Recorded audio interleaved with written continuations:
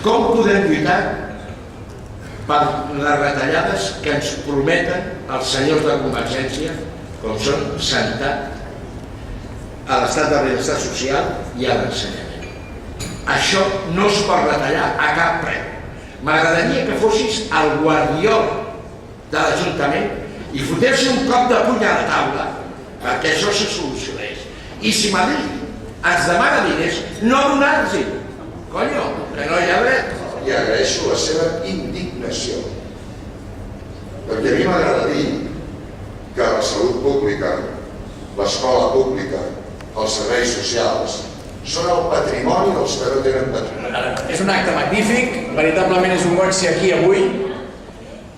Sabeu que les capitals, les ciutats, són el centre, el resum i el símbol de la vida d'un país.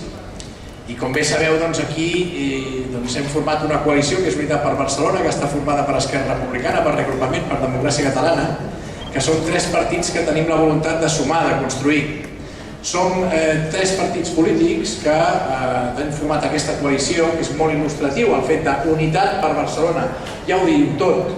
Unitat per Barcelona creiem en les persones, ho entenem així. A nosaltres no ens és indiferent el que li passa a la gent que viu a la nostra ciutat, que viu al nostre país. Ens preocupa el que a vosaltres també us passa.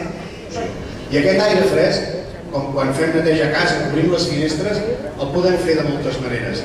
I el farem en les properes eleccions a través de la confiança que esperem que ens atorguin.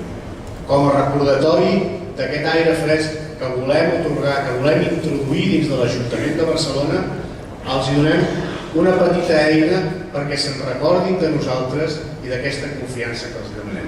Aquesta petita eina que no els haig de presentar, la tinc aquí. És aquest bar. Aquest aire fresc, dins de l'Ajuntament.